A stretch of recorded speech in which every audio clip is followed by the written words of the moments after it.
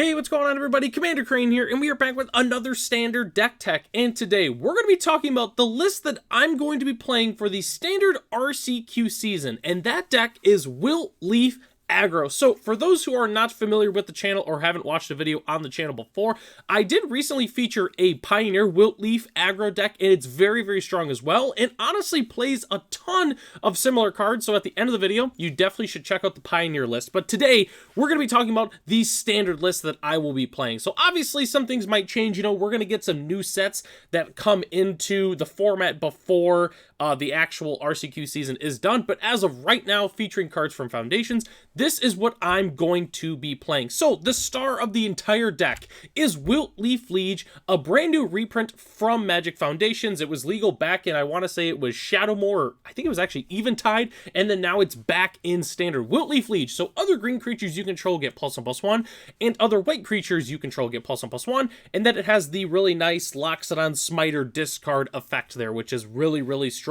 So a couple things with this card. Obviously, you know, it's a pretty good cost. It still holds up in today's standard, but the biggest thing is green creatures and white creatures getting +1/+1. And yes, if a creature is green and white, it gets +1, well, it gets +2/+2, so that means like all of our good, you know, green and white creatures are getting +2/+2 when this card enters the battlefield, and it's going to be insane. I mean, the card is super duper strong, so as you can guess, most of our creatures that we're going to be playing are green and white. So let's go and hop into the rest of the deck here. We're going to kind of go by converted mana cost as well as a few cards at the end that we play just for utility reasons. So, all right, Land of Werewolves, Dryad Militant, and Paw Pet Recruit are our fantastic one-drops in this deck. So Land of Werewolves and Paw Pet Recruit, obviously they're not green and white creatures. They're actually the only creatures in the deck that are not green and white, but unfortunately we don't have access to a lot of green and white creatures. The only one that we do have currently is Dryad Militant, another reprint. It was in Return to Ravnica, and then it comes back in Foundations. Dryad Militant is super duper strong. Not only is it a 2/1 for 1 and gets the buffs from Wilt-Leaf Liege, so it becomes a 4/3, but it's also just a pretty solid card in the metagame overall. There's a ton of decks that are trying to, you know, collect evidence, and if we're exiling all their instants and sorceries from their graveyard, it's a little harder for them to do that. It's also really good against the Simic Beans Tolarian Terror deck, which is, you know, that's also a pretty good deck in the metagame. So I also want to talk about the other green one-drops here. So Land of Werewolves is pretty straightforward. You know, it's just Land of Werewolves. It's really, really good. But Paw Pet Recruit, I decided to play as my other one-drop because it also acts as a pseudo 3-drop with the Offspring ability, and it's just really good being a 2/1 trampler. I thought about playing a card like Recruitment Officer or something like that, but I ultimately decided to just play Paw Pet Recruit. So let's go and hop into the 2-drops real quick here. So these 2-drops I really, really like in this deck. Beauregard Mentor, a full 4 copies. This card is super strong. Its power and toughness is equal to the number of creatures we control, has trample, and once again, it also gets +2/+2 from Wilt-Leaf Liege, so it's going to get just absolutely massive. We're also playing 3 copies of Malira the Living Cure. 3/3 for 2, already really, really good stats. If our opponent is playing some poison counter shenanigans, which is not the most common deck in the format, but if they are doing that, we do have a card that's very, very good against them. And then obviously the nice activated ability there can help protect some of our more important creatures, so that way if they die, it comes back to the battlefield like Wilt-Leaf Liege.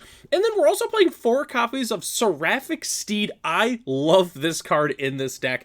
2/2 for 2 with First Strike and Lifelink. When it attacks while saddled, create a 3/3 white angel creature token with flying, and then it has saddle 4, which there's another card that we'll talk about on the next slide that's really, really good with the steed here. But what's really cool is we can just play Wilt-Leaf Liege. This gets +2/+2. Then we can go ahead and saddle the creature with Wilt-Leaf Liege, and then boom, we just go ahead and attack with the Seraphic Steed, which is getting +2/+2, and then we get an angel, which is just super strong. So definitely a huge fan of the Seraphic Steed.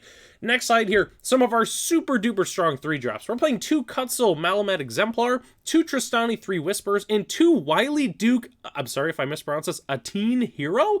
So Cutzel I love just because our opponents not being able to play spells on our turn is super strong. They can't have any super sneaky, you know, removal spells or pump spell blowouts or anything like that. It just completely prevents that. And then, you know, whenever one or more creatures you control, each with base power greater than its base power, deals combat damage to individual player draw a card. So for instance, if our creature is getting a buff from, for instance, Wilt-Leaf Liege, we get to draw a card, which is really good. And then Trostani, 3 Whispers. This card is super good. If we have extra mana lying around, the activated abilities are all super duper good. So huge fan of Trostani. And then Wily Duke is just really good, obviously with the Seraphic Steed, because we can saddle it, and then when this becomes tapped, you gain 1 life and draw a card. But even without the Seraphic Steed, I mean, it's a 4/2 with Vigilance. It's already, pretty good stats overall, but it's just good because of the Seraphic Steed. So that's why we're playing 2 copies of that. And then the last side we have to talk about for our non-lands is really simple. We're playing 3 Tyvar Stand as a fantastic protection spell, and then 2 Get Lost as a really, really good removal spell. I love Tyvar Stand, especially in the main board, because I can't tell you how many times I've played this deck and just had a really sneaky protection spell come out of nowhere and being able to take a game, or it's just a huge blowout in combat. Overall, I really like the protection spells in this format, but I think Tyvar Stand is definitely the best. And then Get Lost, pretty self-explanatory. It's just a good removal spell, so nothing more than that. So that's the entire main board. Let's go and hop into our lands here, which the land base is going to be really, really simple. We're playing 4 copies of Razorverge Thicket, 4 copies of Brushland, and 4 Hushwood Verge is our main dual lands. We're also playing 3 copies of Restless Prairie. I really love the Prairie because it is a green and white llama, which is just llama. That's just hilarious. But obviously, it does get the buff from Wilt-Leaf Liege. So, huge fan of the 3 copies of Restless Prairie. And then as our basic lands, we are playing 5 plains and 2 forests. I'm playing more plains than forests just because the Hushwood Verges do tap for green already without having another basic land, so I wanted to include some extra plains on top of that. And as our spicy basic land of the day, these are actually the basics that I'm currently playing in the deck, which are the original Zendikar full arts.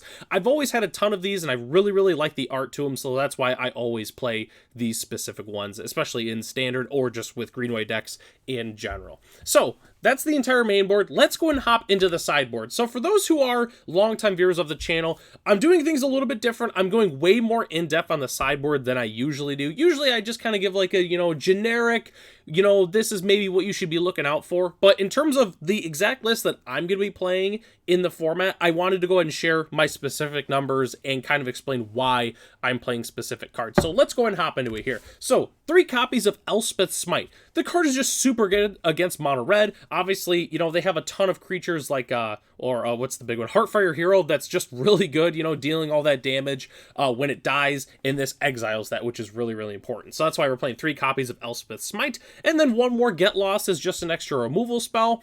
3 copies of Paw Patch Formation. The card is one of the best sideboard cards you can play in the metagame right now. Being able to destroy a creature with flying or an enchantment is just huge, with like Archfiend of the Dross and the Unholy Annex and just a number of good enchantments going around right now. It's really, really important to be playing Paw Patch Formation. I was playing Pick Your Poison, but with the swath and like the number of enchantments people are playing, it's hard to kind of pick off the specific one you want. It's not like in the past where they just play like 1 enchantment and you can pick your poison and you'll be able to get rid of whatever one you want. So that's why we're playing the 3 copies of Paw Patch Formation. We are also playing 3 copies of Rest in Peace. Yeah, I know what you're thinking. What? Rest in Peace is in standard? Yeah, it totally is, and that's why I'm playing 3 copies of it. The card is super good. We're also playing 2 copies of Unflinching Courage.